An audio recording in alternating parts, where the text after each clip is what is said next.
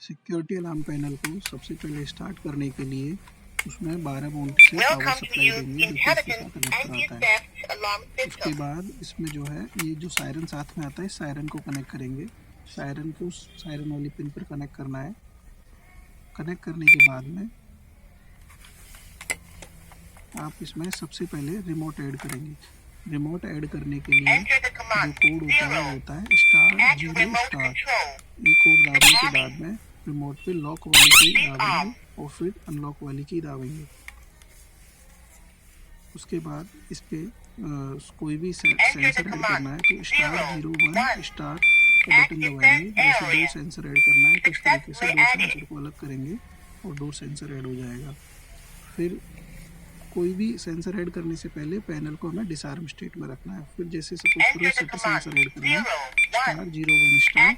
उसके बाद shutter sensor को आपस में कॉन्टेक्ट रख के इसका कॉन्टेक्ट हटाएंगे। ये सक्सेसफुली एडिट हो गया, इसका मतलब सेंसर ऐड हो गया।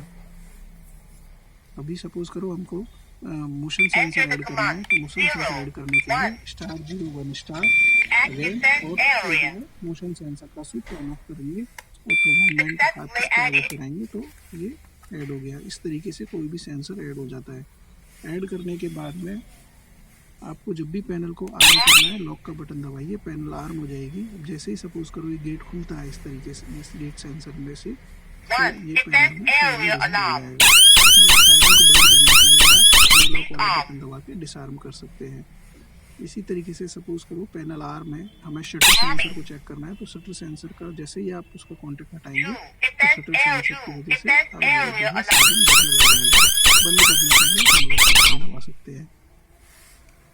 इसी तरीके से मोशन सेंसर को चेक करना है तो पैनल को आर्म किया, मोशन सेंसर को जैसे ही आप ताकि इसके आगे कोई मूवमेंट होगा तो ये जो है सायरन बजने लगेगा और सायरन को बंद करने के लिए आप डिसआर्म का बटन दबा सकते हैं।